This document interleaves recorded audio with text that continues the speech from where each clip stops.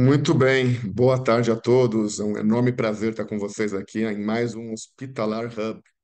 Eu sou o professor Marcelo Boegre e vou estar conduzindo mais uma sessão dentro do nosso Congresso de Hotelaria e Facilities, num esquenta aí, no aquecimento para nosso grande Congresso de Hotelaria e Facilities que acontece integrado à Feira Hospitalar, que neste ano acontece de 20 a 23 de maio. Nos dias 20 e 21, temos o nosso Congresso de Hotelaria e Facilities, carinhosamente conhecida como HIF, que pretende tratar de vários temas que a gente tem trazido alguns recortes de temas com especialistas ao longo aí dos meses que antecedem a feira. Tivemos aí o mês passado uma discussão bastante interessante. Hoje temos aí dois especialistas que vão entrar com a gente ao vivo e síncrono para discutir a questão do ESG e das certificações. E ainda temos mais um encontro em abril, antes da feira, nos dias de 20 a 23 de maio. Então, se você tiver por lá e se você puder participar, vai ser um prazer te receber no nosso Congresso de Hotelaria e Facilities e aproveitar para visitar uma feira que é a maior da América Latina, né? A Hospitalar é a principal feira do setor de saúde e entrega bastante novidade, inovação. Quem não conhece precisa conhecer, quem conhece precisa visitar para rever aí. Em um ano, a gente atualmente muda muita coisa, né? A inovação é muito rápida e a gente tem que estar revisitando a feira para estar sempre atualizado.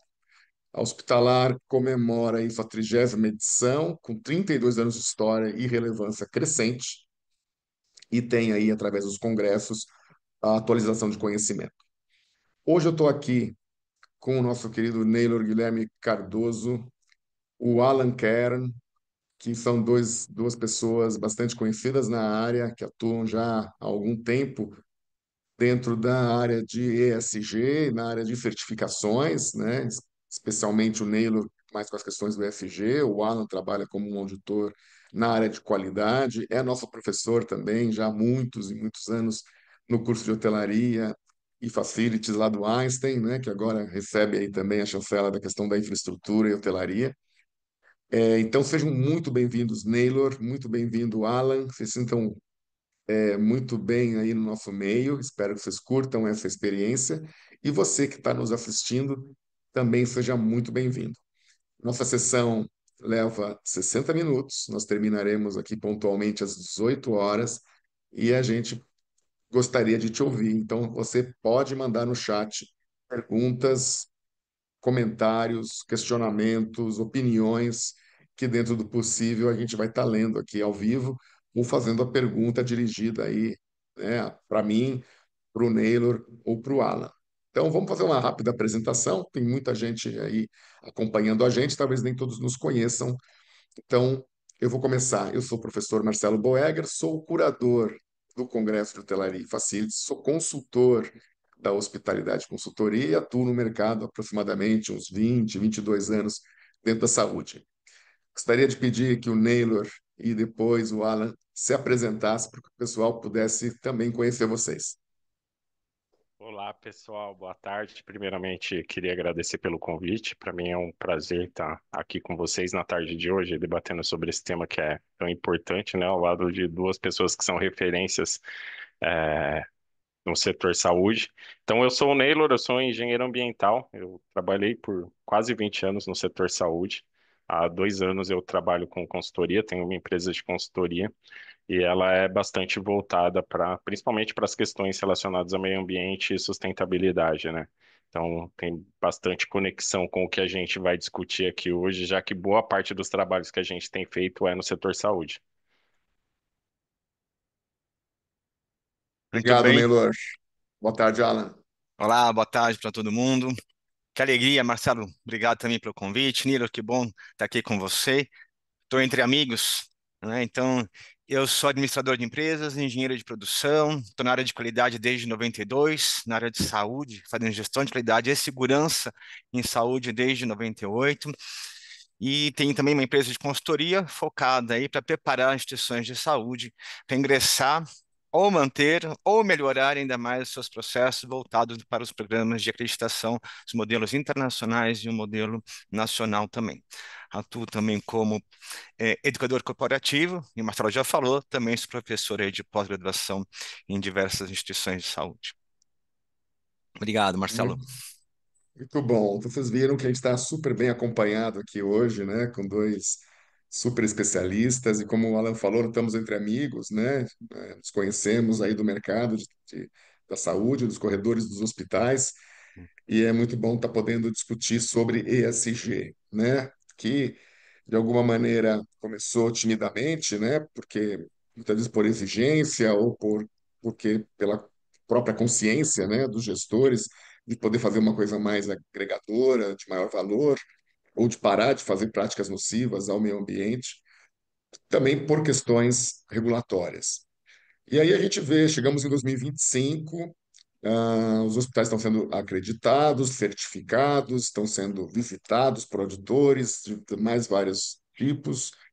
E aí vem a pergunta, né? E aí, o que que eu faço? Tem um hospital aqui, será que eu estou fazendo certo? Eu olho para resíduo, eu olho para energia renovável, eu devo olhar para a gestão hídrica, eu devo olhar para a questão do uso consciente de recursos, será que eu devo olhar para compras sustentáveis, né? Ou aquisição de fornecedores locais? Aonde que eu devo ir, primeiro, para atender a agenda do ESG, fazer a coisa correta, para melhorar a eficiência, mas também para responder a questão de certificação, que é o nosso tema do evento aqui.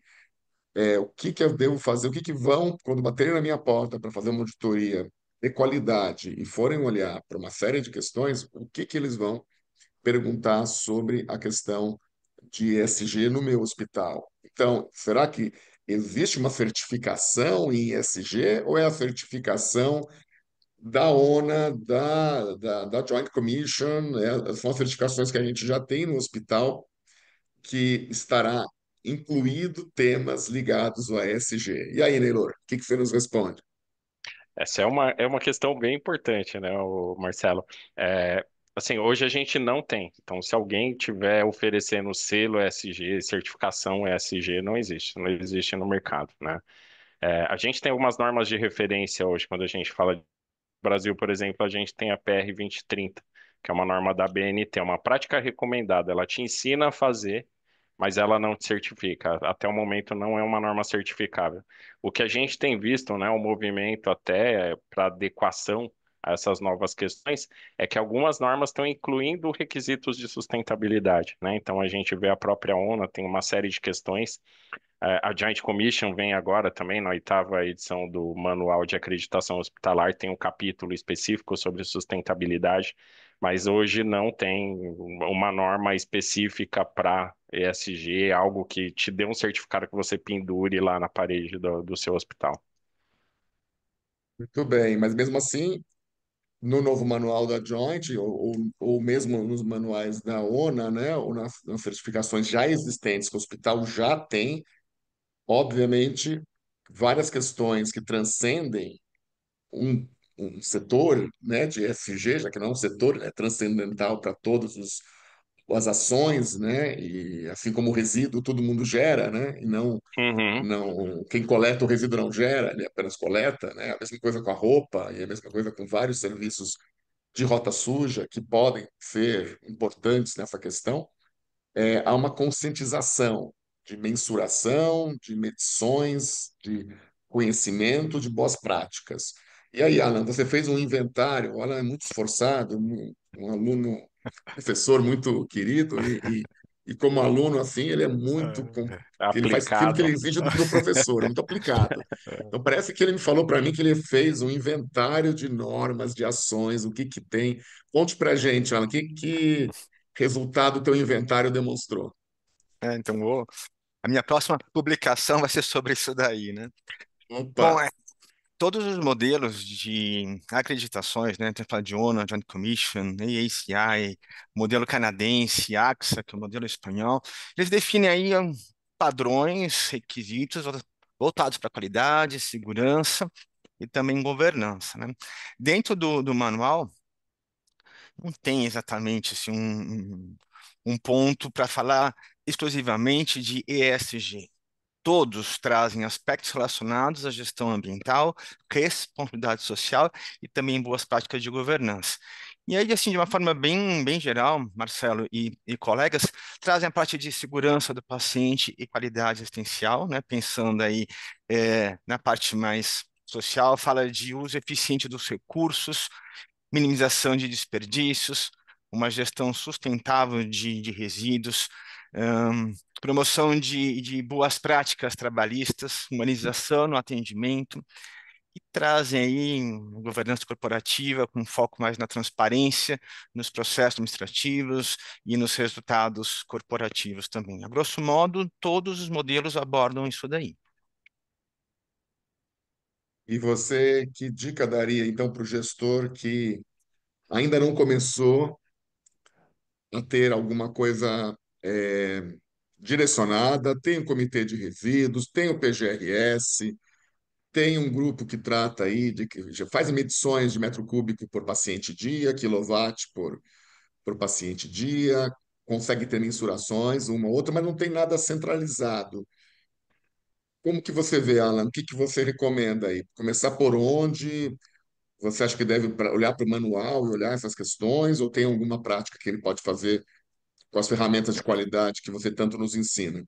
Né? Acho que vale a pena destacar que os modelos de acreditação, eles não trazem como que as instituições devem fazer. Explica o que deve ser feito. E cada instituição que vai definir o melhor caminho para chegar no resultado que eles pretendem, né?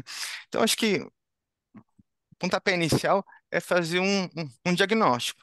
Onde que a instituição está em relação às boas práticas? Então, o próprio manual traz, né, essas boas práticas. E aí, quão próximo, distante nós estamos desse objetivo? Fazer, então, um diagnóstico e definir um plano de ação estratégico. Isso tem que ser pauta estratégica, Marcelo. Senão, na minha avaliação, isso não decola, isso não dá certo. E é comum a gente ver dentro das instituições de saúde um planejamento estratégico que não aborda esse assunto. Então, isso é importante estar lá, né? Então, tem que ser pauta estratégica, tem que ser discutido sempre isso daí. Então, desenhar esse plano estratégico e desdobrar isso no nível tático e operacional também, de tal forma que todos entendam qual é a sua contribuição individual para o atingimento dessas metas ou desses objetivos. Você falou aqui, por exemplo, de ações para redução de consumo de água, de energia elétrica, também de gases, fazer uma gestão eficiente dos resíduos hospitalares, isso a gente está lá embaixo já na operação, né? Isso é necessário, sobretudo é um requisito legal, mas isso tem que subir. Acho que não pode ficar só nesse nível de medição de consumo. E aí, tem que levar isso para uma outra esfera, para uma discussão, para entender realmente como que pode obter resultados melhores, né? Pensando aí em substituição, por exemplo, de alguns itens na infraestrutura ou até adequação dos processos. Compras, né, também, acho que compras e aquisição de serviços, né? Então também eu vou contratar serviços e se eu tenho isso como diretriz estratégica, né? Vou comprar com menor custo, vou comprar aquele que está, mas pode ser um cara que está distante, que vai gerar aí queimar carbono para caramba, né? Então essa visão, né, de ser mais cuidadosa em relação a consumo regional, local, olhar para isso de uma maneira um pouco mais cuidadosa, também mostra que existe um direcionamento estratégico e não cada um Isso. fazendo, né, sua medição de consumo. O Naylor provocou quando ele fez a chamada desse evento, ele falou assim que ele falaria sobre o que as instituições de saúde precisam fazer para se adequar. Então, te devolvo a tua pergunta da provocação, Naylor. O que que as Não, instituições de perfeito. saúde precisam fazer para se adequar? Só antes de entrar nessa questão, deixa eu fazer um suspensezinho aqui, complementar, né, um pouco do que o Alan trouxe, perfeito, né? E assim, eu acho que tudo que vocês trouxeram aqui, hoje em dia, eu recebo muitas ligações, muitas mensagens de pessoas, né, do pessoal dos hospitais, perguntando sobre o novo capítulo da Joint Commission, né, que é o GHI, o Impacto na Saúde Global. Então, assim, ele tem esse viés de sustentabilidade. Então, ele traz um recorte bem específico, assim, para as questões ambientais. E ele traz justamente o que vocês trouxeram aqui, né? Então, ele começa falando lá sobre liderança, fazendo uma abordagem de governança, de como você gerencia isso dentro da organização. Precisa ser um direcionador estratégico dentro da organização. Tem a questão da conscientização, e o manual ele nem fala de conscientização, ele fala de engajamento e empoderamento do profissional. E mais de uma vez aparece ali no texto do manual o que você faz para ouvir o seu funcionário. Porque o cara que está lá na ponta, ele vai te dar insight do que é positivo, do que pode ser alterado, né? Tem a questão das compras, né? Das compras, uso de recursos naturais. E o que é bastante interessante, né? Que o manual traz, e isso vai dar bastante trabalho para os hospitais, para as organizações que são acreditadas pelo manual, é que você precisa demonstrar melhoria de desempenho em algumas áreas, né? Então, a área de facilities é uma das áreas que está indicada lá dentro desse capítulo que precisa apresentar um desempenho melhor, né, em relação ao ciclo anterior, tá? Então, essa é uma norma que tem se discutido bastante nos hospitais, até por hospitais que não são acreditados pela Joint Commission, tem pegado o manual para entender e ver de que forma pode aplicar. Porque hoje, né, agora entrando um pouco entrando de vez na pergunta que você me fez, é bastante importante que o hospital ele tenha uma referência, né? Então, quando a gente fala sobre sustentabilidade, eu preciso olhar quais são os requisitos, né, que eu quero atender de sustentabilidade. Hoje a gente tem um monte de requisito, né? Em sustentabilidade a gente chama de frameworks, que são recortes que a gente tem específicos. Então, assim, não tem nada muito específico para o setor saúde. A gente acaba usando GRI, SASB, uma sopa de letrinhas, né? CDP. Cada uma tem uma finalidade. Então, acho que a primeira coisa é entender aonde a organização quer chegar, né? Então, com base nisso, ó, eu estou aqui hoje, né? Eu quero chegar, quero alcançar essa posição. Então, para alcançar essa posição, a gente vai precisar fazer isso, isso e isso, e vai usar como métrica esses requisitos, né? Então, da mesma forma que o Alan falou, então, diagnóstico, a partir do diagnóstico define quais são os gaps, transforma esses gaps em plano de ação, esse plano de ação ele vai virar estratégia para alcançar o objetivo lá na frente, né? Lembrando que as coisas, quando a gente fala de sustentabilidade, ESG, as coisas são muito dinâmicas, né? Então é importante revisitar esses planos periodicamente e não olhar só para as questões ambientais, né?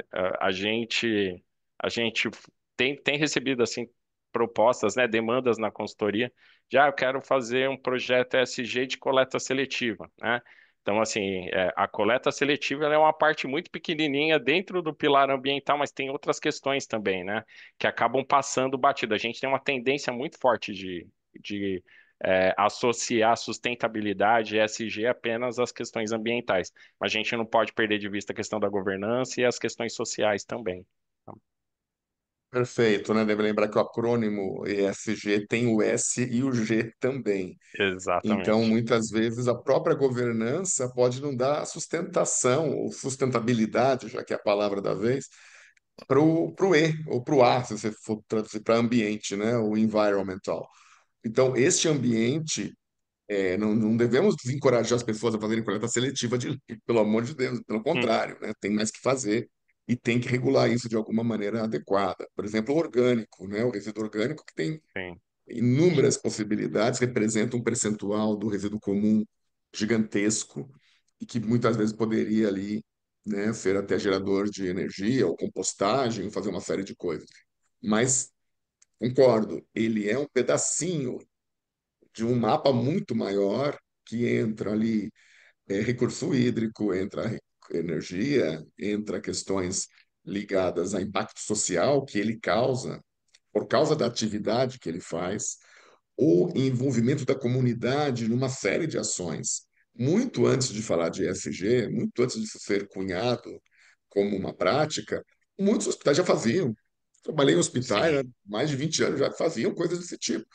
E o que eu vejo hoje é que muitos hospitais continuam fazendo, mas não reconhecem isso, não juntam isso tudo como, mesmo o social, muitas vezes tem apoio a escolas, ou a educação, ou a membros, e não reconhece isso como uma prática ESG, ou não coloca isso na mesma página. Então, talvez uma das respostas para a tua outra pergunta que você faz, Neylor, lá no na tua provocação é quais os principais desafios da implementação dessas diretrizes? Uma delas é fazer talvez o reconhecimento das ações que o hospital tem e que poderiam ser colocados para dentro.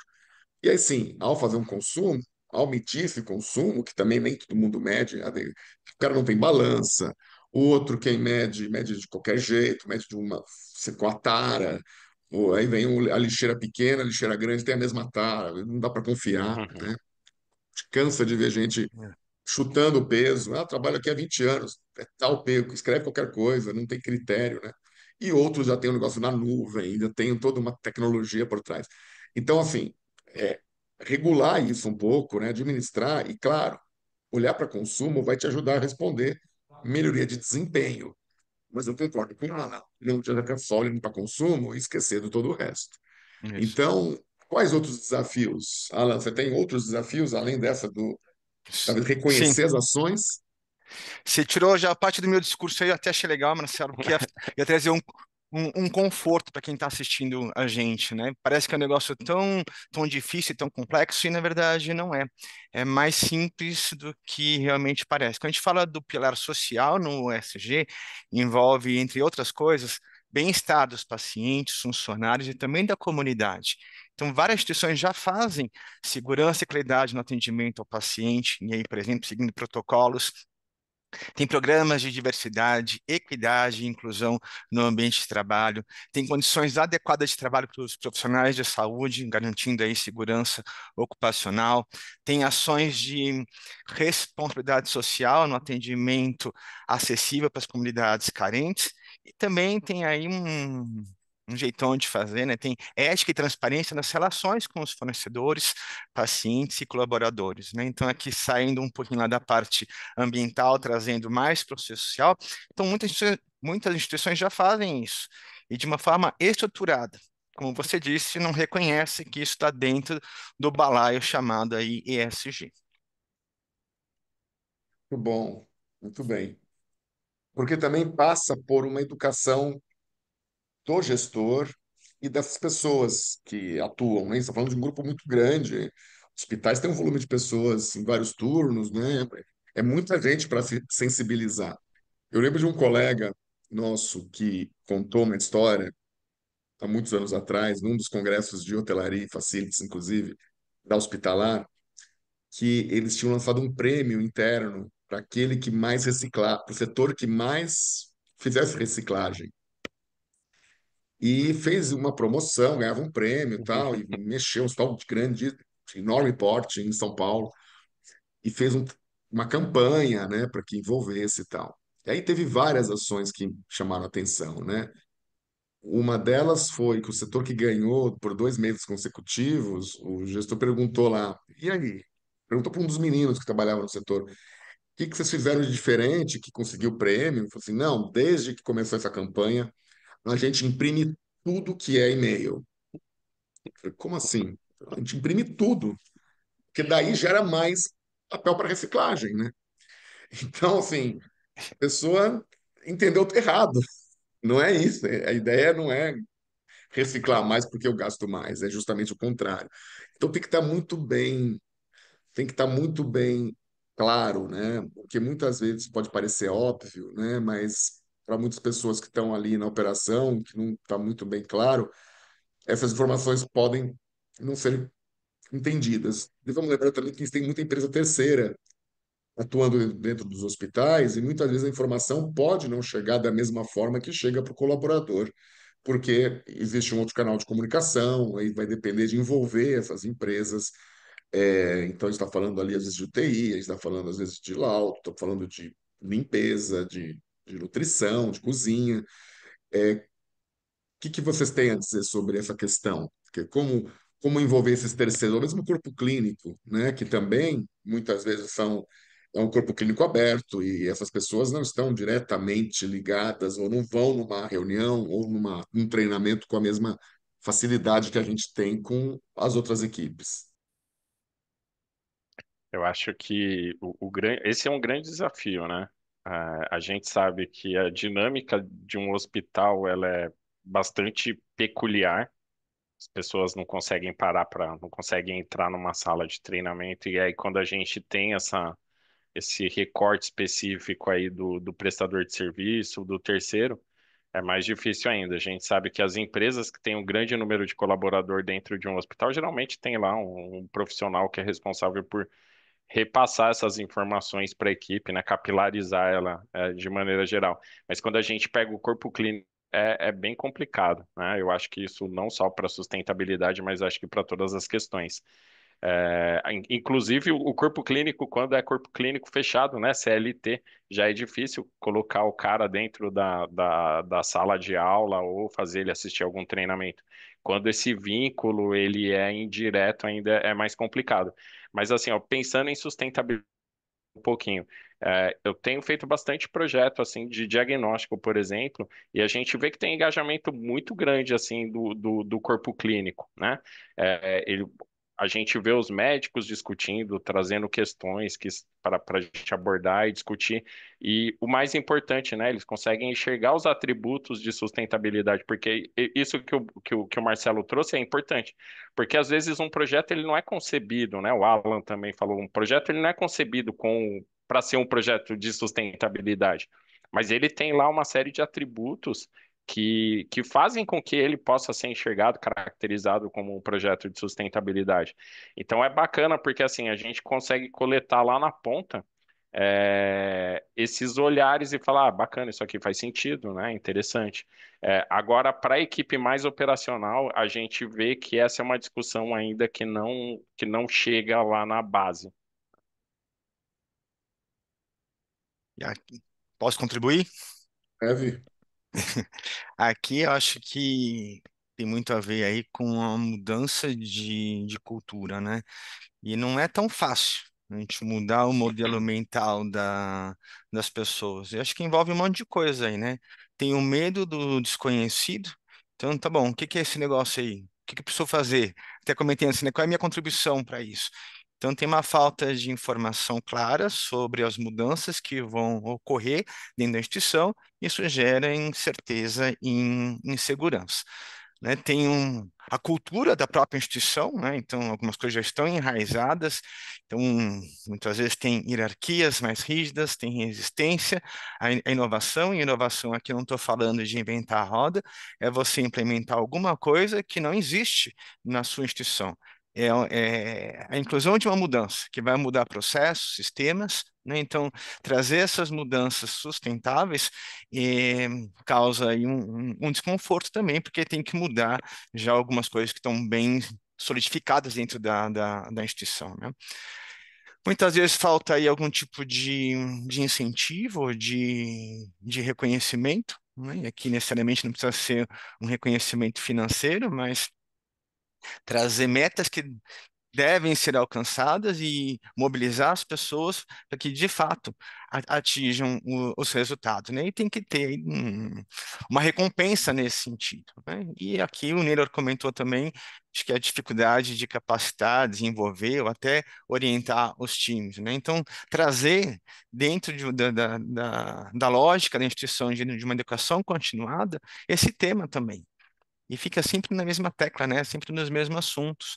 Então, não vai pensar diferente se não tiver acesso a outros tipos de informações, né? Então, focar um pouco nisso aí, acho que ajuda bastante a mudar a cultura. E aí, outra coisa que eu comentei também, que é trazer isso como pauta estratégica. Se esse assunto é importante para quem está lá no Olimpo, que fala que são os deuses que Hum. emanam para a gente o que precisa ser feito, quem está no nível tático, que são os semideuses, eles vão traduzir tudo isso daí e garantir que as coisas aconteçam.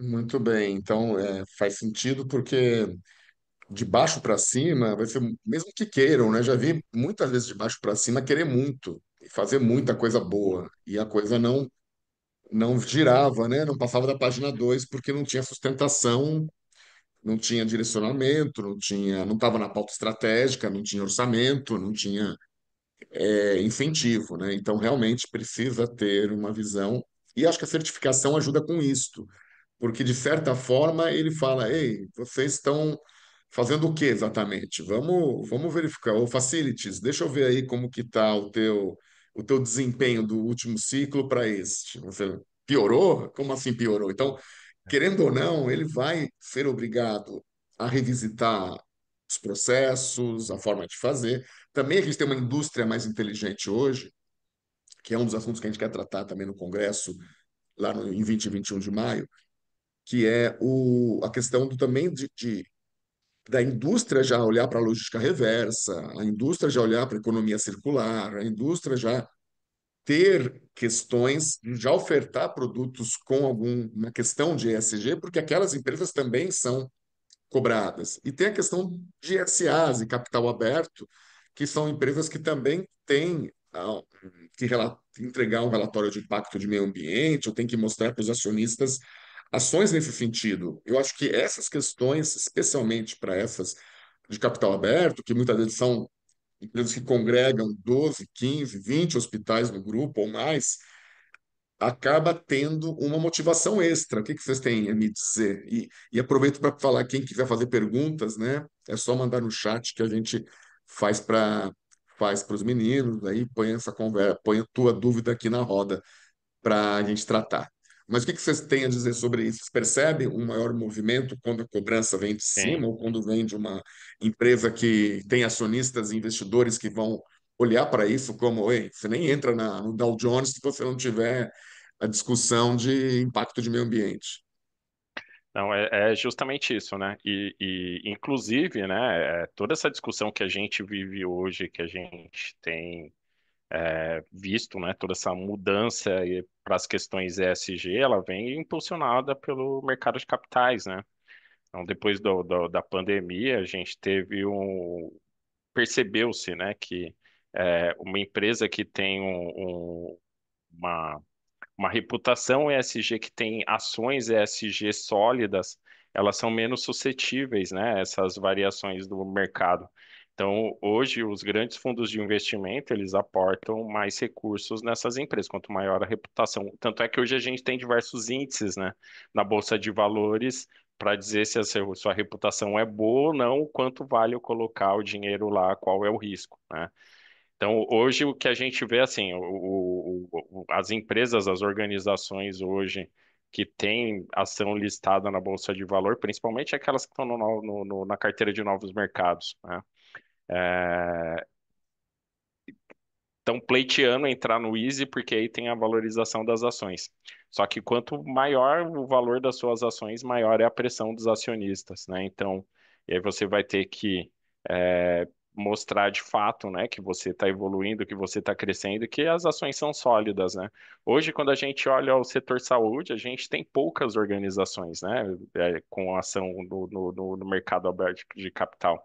A gente tem a Redditor, tem a Cora, Oncoclínicas, é, deixa eu ver, tem a DASA, né? E a Notre Dame Apivida, né?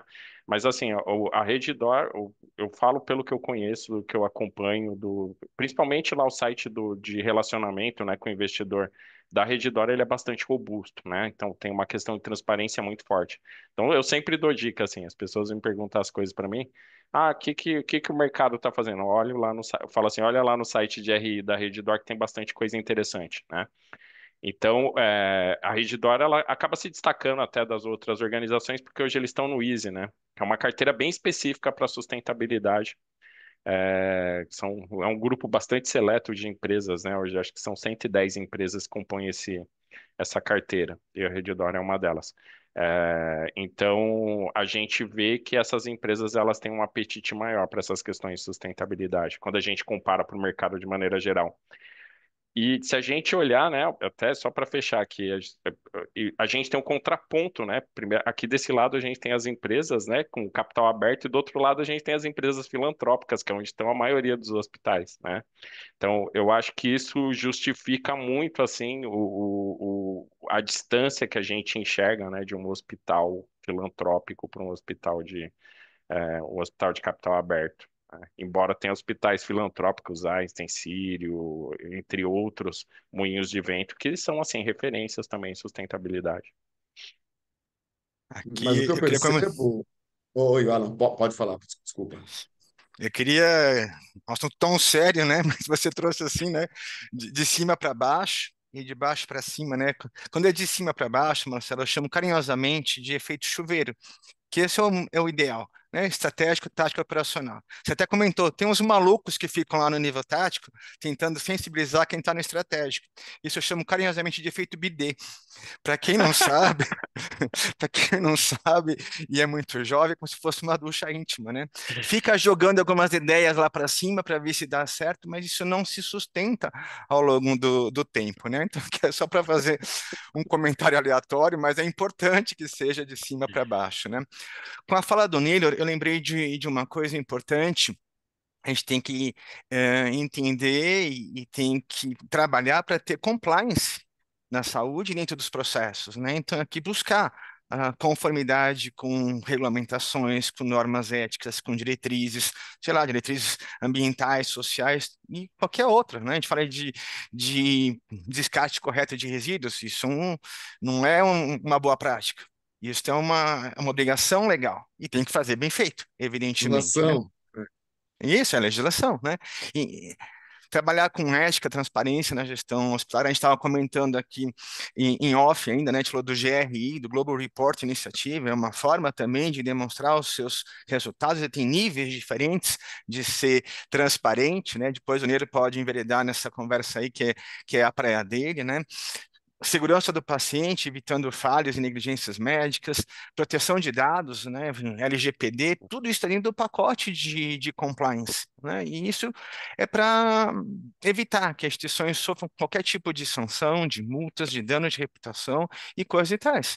Então, nesse sentido, o SG pode contribuir também, sem dúvida nenhuma. Excelente, adorei a história do bidê, Alan. Muito, muito interessante. Mas de verdade, né? Talvez as duas coisas funcionem bem. Se a água do chuveiro encontrar a água do bidê no meio do caminho, talvez a gente tenha mais pressão aí para resultados, né? É muito acadêmico, né, Marcelo? Então, Bastante didático. isso. Agora, o que eu vejo que essas empresas que então têm esse grau de maturidade acabam tendo relatórios, eu visito alguns relatórios dessas empresas citadas pelo Naylor e outros que não são filantrópicos, mas que fazem muito bem feito, com gráfico, com um trabalho assim lindo de se ver, relacionando inclusive as ODSs da ONU, né, falando, olha, que a ODS número tal, número tal, número tal, foi atingida por causa disso, disso, daquilo, nosso objetivo agora é aquele, sobe para Balance Scorecard, vai para mapa estratégico, assim, é um negócio muito bonito.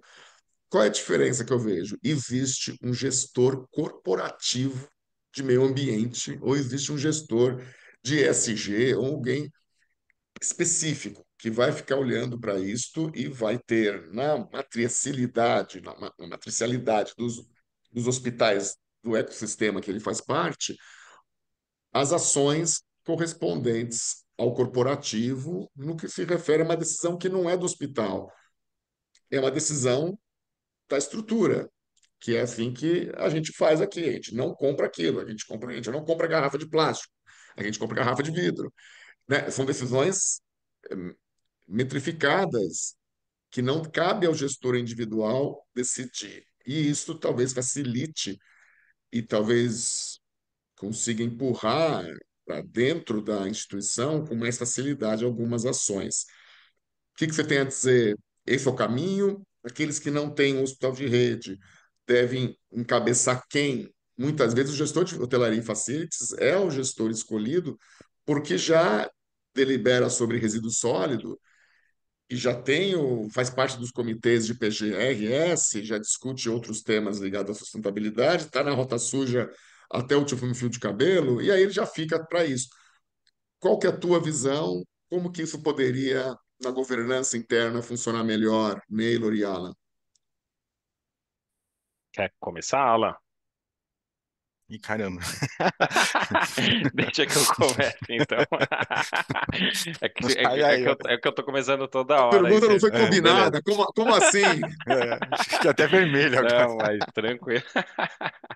Mas tranquilo, né? O que, assim, eu trabalhei durante alguns anos tem uma organização não governamental chamada Projeto Hospitais Saudáveis.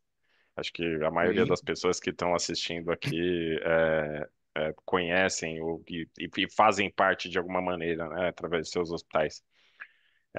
Eu participei, eu fiz parte do conselho durante quase 10 anos, depois tive a oportunidade de trabalhar na agenda de clima, né? E o que a gente vê é que é exatamente isso que acontece, né? A pessoa que está lá na ponta, ela não sabe muito qual caminho que ela vai seguir, qual a direção que ela vai.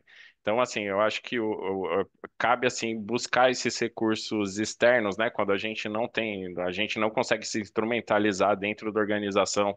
Ah, eu não sei o que dá para fazer, de que forma eu posso fazer isso.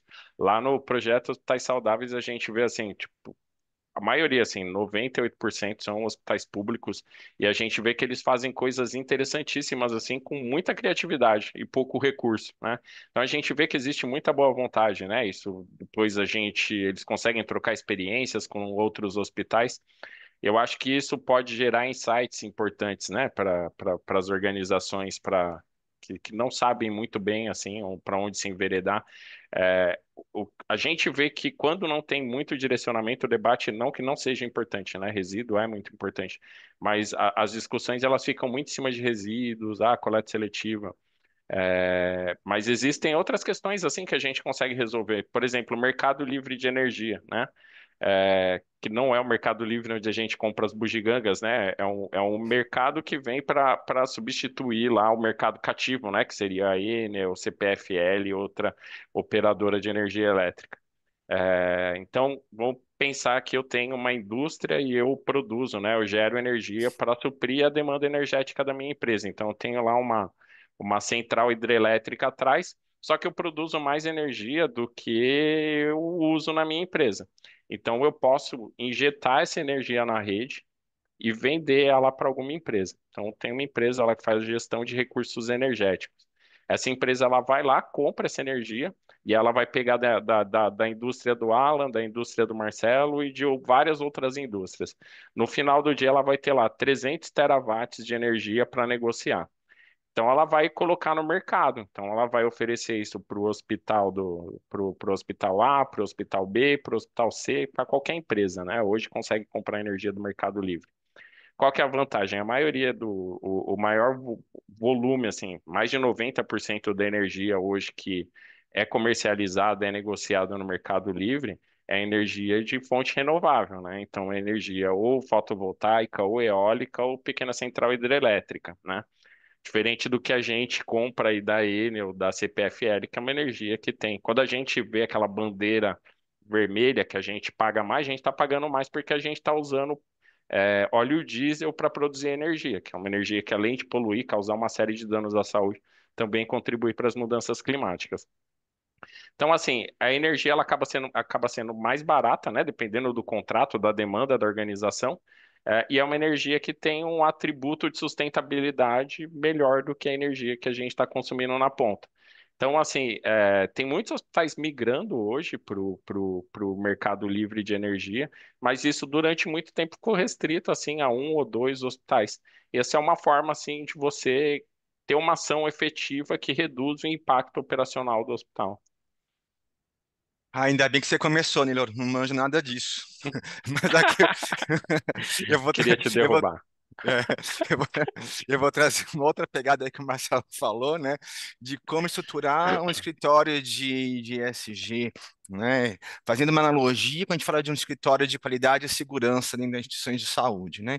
Então, primeiro, já falei isso algumas vezes aqui hoje, né? Tem que ser um assunto estratégico. Uma vez que isso virou estratégia da instituição, vamos definir um comitê de SG, né? Nomear um gestor, né? De repente criar um cargo. Talvez, dependendo do perfil da instituição, isso faz sentido, mas para instituições menores, né, então, vamos nomear um gestor que vai ser referência nesse assunto dentro da instituição. Esse comitê ele deve ser interdepartamental, envolvendo outros setores, sei lá, financeiro, RH, TI, pessoal do jurídico tem que estar junto, com certeza, né? Definir aí algumas metas, métricas de desempenho, redução do consumo de energia, gestão de resíduos e outros que nós já abordamos aqui. Criar indicadores sociais voltados para a diversidade na equipe, segurança do paciente, monitorar essas boas práticas de governança e de compliance. Também não precisa necessariamente ter um escritório de compliance, mas pode adotar práticas de auditorias internas e externas para garantir que o que foi combinado está sendo cumprido e implementar aí processos de monitoramento, né? Então, ok, fizemos as auditorias, e aí? Nós estamos compliance ou não compliance? Nós estamos conforme ou não conforme com tudo isso daí? E gerar os relatórios. Os relatórios podem ser trabalhados internamente ou pode ser divulgados, aí, como a gente falou, usando, por exemplo, a pegada do GRI. E um outro ponto que deve estar dentro desse pacote aí do escritório de ESG ou desse comitê é engajar os times, né? Então, promover treinamentos sobre as práticas de ESG, incentivar a cultura de inovação, de sustentabilidade, coisas que o Marcelo também já abordou aqui hoje com a gente. Então, acho que é um caminho para começar a ter alguma coisa, né? Então, acho que esse comitê acho que funciona, de verdade, dá super certo. Mas chega a ser um requisito de alguma das certificações, do tipo, tem um responsável pela área, ou existe um comitê, eu quero ver as atas, Hoje, hoje como que tem, você vê? né? Desculpa até interromper o Alan, a própria Joint Commission traz, né? No GHI, ela fala que precisa ter, né? A organização, né? A alta liderança precisa designar uma pessoa que seja responsável por essas questões dentro da organização. E ela fala também, né? Que essas questões elas precisam ser discutidas dentro num nível estratégico que você precisa evidenciar através de atas, né? Então, a Joint Commission trouxe isso nesse novo capítulo. Os outros modelos não abordam isso diretamente. Eu sei que o manual da ONU está em revisão e eu não sei se agora na nova versão vai ter alguma coisa nesse sentido. Eu ainda não tive acesso ao novo conteúdo do manual, né? Mas isso já é antigo, né, Neylor? Quando falava lá do FMS, já tinha o Safety Officer, e eu acho que dentro do FMS eles trouxeram um pacote, né, de boas práticas. Então, ok, tem que nomear essa pessoa para tocar esse assunto, né? Mas necessariamente não é um cargo exclusivo para isso. É alguém que pode assumir uma outra responsabilidade dentro da instituição. O Posso Vitor, que nos complementar? acompanha, só um instante, Neilo, eu já te passo. Só para colocar aqui um dos nossos, das pessoas que estão assistindo ao Vitor, que é um grande entusiasta aí na área de resíduos sólidos, de hotelaria. Ele fala o seguinte, né? Essa nova realidade é importante quando tem uma base corporativa olhando e encaminhando as metas, versus quando a realidade ainda é o gestor de hotelaria tendo que lutar e fazer a coisa sozinha, né? Para fazer acontecer. Então, sem dúvida, ele está reforçando aqui que quando é o corporativo empurrando para dentro, vai provavelmente ter mais força e mais adequação. E depois que o Neilo falar, eu queria até colocar na sequência o quanto, já vai pensando, Alan, para você não ficar chateado comigo que eu fiz pergunta de queimar-roupa. Quanto a gente vai ter, quantos hospitais estão preparados para essa certificação? Quanto ele tem que fazer tudo isso que a gente está falando aqui nesses 40 minutos? Quanto que está distante do auditor chegar lá e falar: Uau, vocês já fazem tudo isso, tudo está funcionando, vocês são uma boa prática, parabéns, não tem nada, tenho nada para acrescentar aqui, você já tem tudo isso mensurado, adequado, vem de cima para baixo, está na pauta estratégica, tudo que a gente conversou aqui. Quantos por cento de um hospital comum, de um hospital que não tem esse gestor corporativo, ou não é um hospital de rede, é um hospital comum, lutando aí para fazer a coisa certa, com desejo de acertar e de cumprir as normas, os requisitos de uma certificação. Mas fica para daqui a pouco. Vai lá, Neylor, completa o raciocínio do Alan, por favor. O Alan trouxe assim, o Comitê de Sustentabilidade, o Comitê SG, é algo assim, é o caminho dentro das organizações, principalmente aquelas organizações que não têm uma estrutura específica que vai olhar só para essas questões ESG. E aí, geralmente, né, o que a gente vê é que as organizações, elas montam os comitês, só que o comitê ele acaba não sendo estratégico dentro da organização. Então, acaba virando mais um comitê operacional, em que se discute questões relacionadas a dia, a operação, e ele acaba não impactando, né, as decisões que são tomadas lá em cima. Então, tem o caderno do IBGC, que o Alan falou bastante, né, sobre compliance e tal. Tem um caderno do IBGC que fala sobre comitês de sustentabilidade ESG. Então, assim, se você tá, quem está assistindo aí, tá nesse dilema, tá montando, pretende montar um comitê, eu acho que o caminho é pegar esse caderno, dar uma esmiuçada e ver quais são as recomendações. Porque senão a gente sabe, né? É um comitê que vai ter um monte de gente e acaba virando churrasco, foge das pautas. Então, assim, é bastante importante que esse comitê ele seja um comitê que tenha impacto, né? Que ele consiga auxiliar a tomada de decisão, levar, fazer reporte direto lá para o conselho de administração, quando possível, porque senão é mais um comitê, uma comissão dentro do hospital que não vai ter impacto nenhum, né? Vai ficar mais olhando para as questões operacionais. Tenho falado para os hospitais que me procuram também, assim, primeira, de onde começar? Eu falo, a primeira coisa, faz um comitê. Mas, de fato, se o comitê não tiver força, se virar um comitê de apagar fogo, ele vai ficar lá resolvendo problemas, né, de apagar fogo. E aí é o dia a dia, não é estratégico. Antes de passar para o Alan, que está aumentando a audiência, enquanto o Alan pensa na resposta, eu vou falar a pergunta da Verusca, que é também uma nutricionista bastante renomada aí na área hospitalar, que pergunta o seguinte: como sugestão para agregar esse comitê, como sugestão para agregar esse comitê, pode ser aproximar da academia com estagiários de universidades, principalmente as universidades públicas. Tem núcleos de pesquisa e extensão que fomentam hubs nessa temática. Podem agregar muito com inovações. Então, é verdade, né? A academia trazer a proximidade de universidade, já vi com empresas júniores.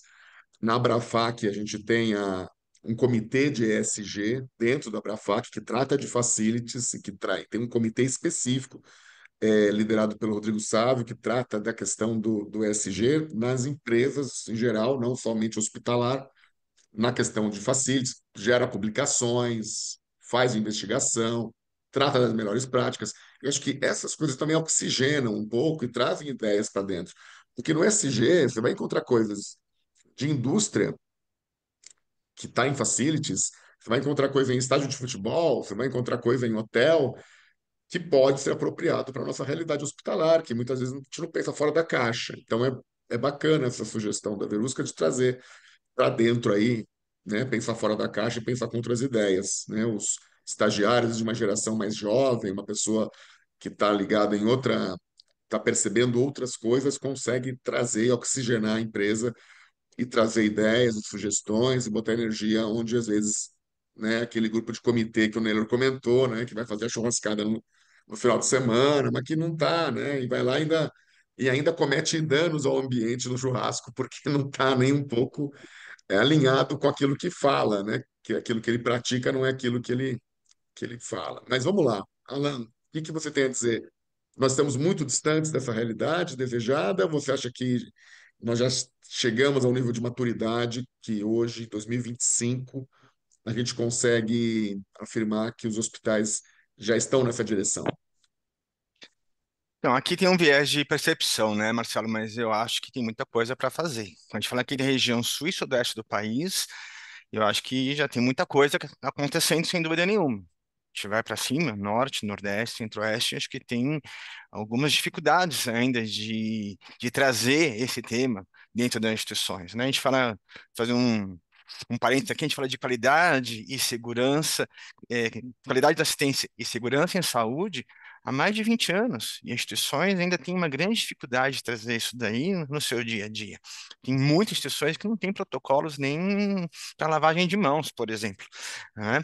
Então, aqui, de verdade, o desafio eu acho que é grande, tem muita coisa para fazer, mas é plenamente possível, independentemente do porte da instituição, e se ela é pública ou privada, né? Então, aqui, quando a gente fala da parte ambiental, batendo na mesma tecla, fazer uma gestão eficiente dos resíduos hospitalares, biológicos, químicos e outros, uso racional dos recursos naturais, água, energia e gases, Tem projetos de infraestrutura sustentável, ok, aqui demanda recursos financeiros e muitas instituições públicas não têm verba para fazer isso daí, então isso pode ser um desafio a ser enfrentado sem dúvida nenhuma. Então a gente fala de uma responsabilidade social e aqui segurança para o paciente como prioridade, falamos de inclusão e diversidade, e eu acabei esquecendo de trazer, lembrei agora, um acesso equitativo à saúde, garantido que todos tenham acesso àquele serviço. Né, e um engajamento aí comunitário investindo em ações sociais, que eu também eu comentei antes, né?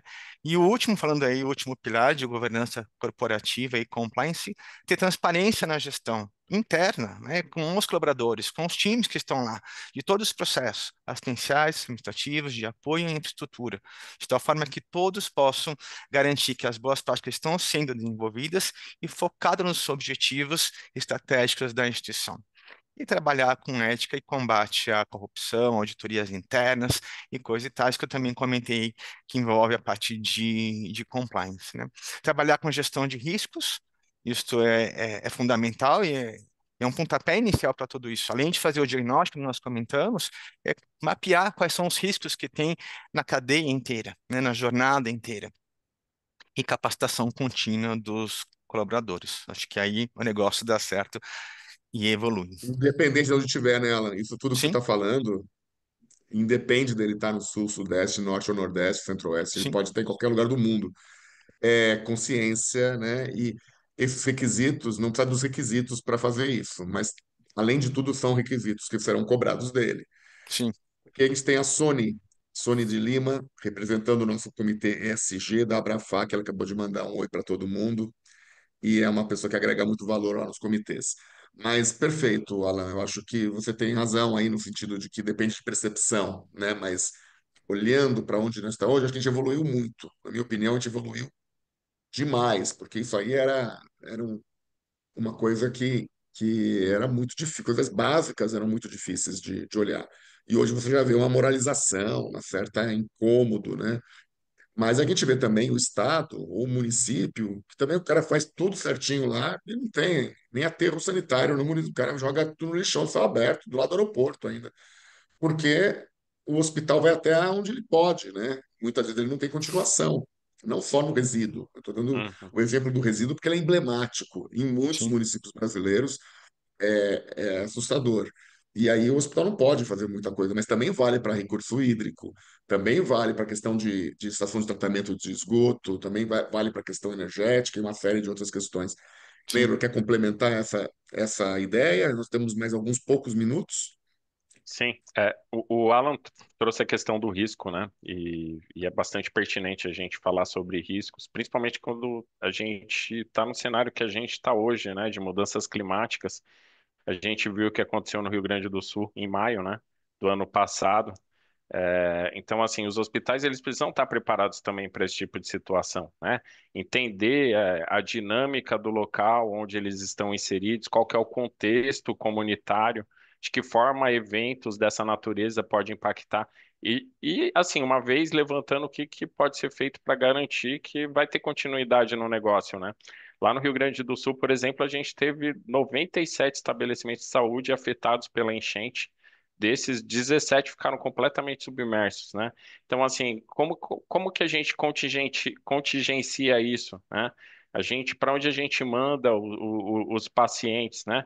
E aí, assim, o meu hospital ele não foi afetado. Ah, mas você vai conseguir garantir demanda de fornecimento de alimento, de água, de energia, você vai conseguir suprir? Então, assim, olhar esses cenários, né, e entender de que forma que isso precisa ser trabalhado, né, tornar os hospitais mais resilientes a essas questões. Assim, o cenário ele está dado, né, não é uma coisa que vai acontecer daqui 10 anos, 5 anos, é uma coisa que pode acontecer amanhã ou hoje no final do dia, né? Então, por isso a questão do risco ela é bastante importante. Perfeito. Bom, a gente já está com o tempo quase esgotado. Quero lembrar a todos que aqui a gente está aquecendo as ideias para o nosso grande congresso na Feira Hospitalar. A feira acontece de 20 a 23 de maio. A Hospitalar, para quem não conhece, é a maior feira, né, do setor da saúde da América Latina. Eu acho que todo mundo aqui já conhece, já são experientes. Mas nós temos o Congresso de Hotelaria e Facilities, esse sim, no dia 20 e 21 de maio, que é um congresso que trata especificamente junto de um ecossistema de vários congressos que a feira oferta, o Congresso de Hotelaria e Facilities, HIF, que trata de temas ligados, né, relevantes para a área de hotelaria e facilities, onde resíduos são o ESG e a questão ambiental é tratado aí desde a primeira edição, porque ele nunca deixou de ser pauta, né? Independente do ESG, ele sempre foi pauta para a gente, porque ele custa caro, porque ele gera riscos trabalhistas, ele gira os riscos de afastamento, porque ele é importante para o meio como um todo, né? E é algo que a gente sempre trata. Então, 20 e 21 de maio, quem puder estar com a gente, será um prazer.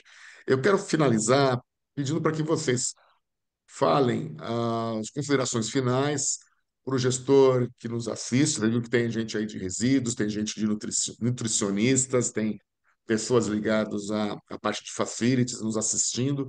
Então, vocês aí como especialistas, que palavras finais você diria aí que vão receber, quem vai receber auditoria neste ano de 2025 ainda e quer aí se preparar, que você recomenda? Já falamos aqui de fazer um comitê, já falamos de olhar para a pauta estratégica, já falamos de preparar relatórios, né, e olhar para consumo, olhar para a melhoria de desempenho do ciclo. Tem mais alguma coisa que faltou? E eu já peço que vocês se despeçam, porque a partir dali a gente já encerra.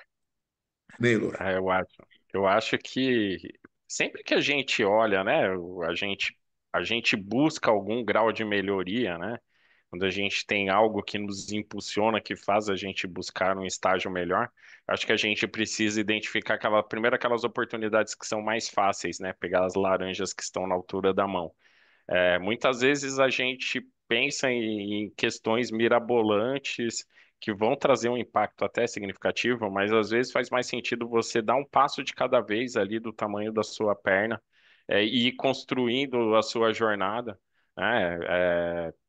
As empresas, as organizações que vão ser auditadas pela Joint Commission esse ano não tem peso, né? Esse caderno ainda, esse capítulo específico.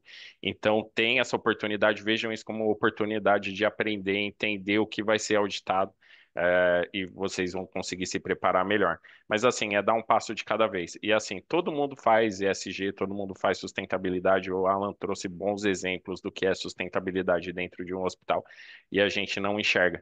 Então é importante que a gente comece a enxergar esses atributos ali no dia a dia para compor o nosso bookzinho de sustentabilidade. E é isso, no mais, foi um grande prazer estar aqui com vocês, fiquei bastante feliz.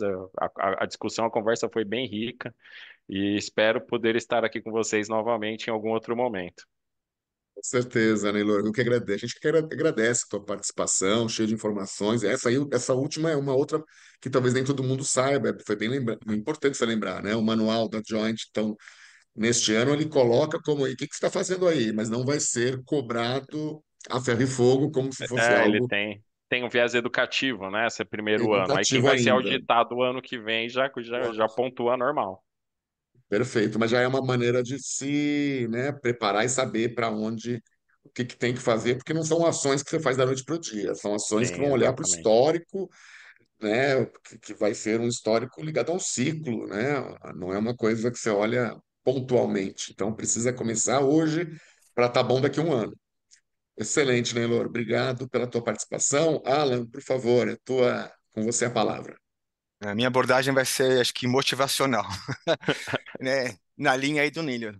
O importante é começar, né? Começar pequeno e evoluir gradualmente, né? Implantar ESG não precisa ser necessariamente uma coisa difícil, complexa desde o começo. Então, define estratégias que caiba no perfil da sua instituição, né? O Nelo falou aqui, dar o primeiro passo é importante para construir uma cultura de sustentabilidade, né? E de forma gradual. Então, criar um grupo de trabalho voltado aí para esses temas que nós comentamos, definir metas simples e alcançáveis, mapear os processos, engajar os times, né, e fazer parcerias com fornecedores e outros processos dentro da instituição, né? Aqui acho que o negócio decola e dá certo. Excelente, muito bom, obrigado, Alan, sempre muito importante tua participação com a gente, sempre agregando enorme valor. Agradeço muito a vocês dois por estarem aqui no nosso Hospitalar Hub, nosso grande evento aí que traz, né, que precede aí a Hospitalar, que acontece de 20 a 23 de maio, e o nosso Congresso de Hotelaria e Facilities HIF, dia 20 e 21. Então, espero todos vocês lá. Teremos ainda mais uma live em abril, que vai ser aí divulgado em breve. E esse tema acho que foi muito bem explorado. Fica aqui o contato aí de vocês, o nome de vocês, e acho que deve encontrar vocês na feira, né, ou no 2021, ou 22 e 23 também circulando nos corredores, porque, né, a feira também traz bastante, né? Hoje em dia não tem como uma empresa, uma indústria, ou alguém que está prestando serviços, ele provavelmente será perguntado, né? E essa bombona aí de produto químico, você faz o que com ela depois? E o que que eu faço com qual é a composição desse líquido que tem esse desinfetante? Será que ele não detona a fauna marítima? Então, assim, tem perguntas que não estavam no radar desses gestores de facilities de hotelaria que começa a estar. E isso faz com que também impulsione o mercado para ter um olhar mais maduro, mais sistêmico sobre o tema. Então, não é só certificação, é também uma questão de mercado e uma questão de necessidade. Agradeço a vocês, agradeço a todos que nos acompanharam até aqui e a gente volta a falar em breve. Obrigado e até a próxima. Valeu, Marcelo. Obrigado. Um abraço, Neilo.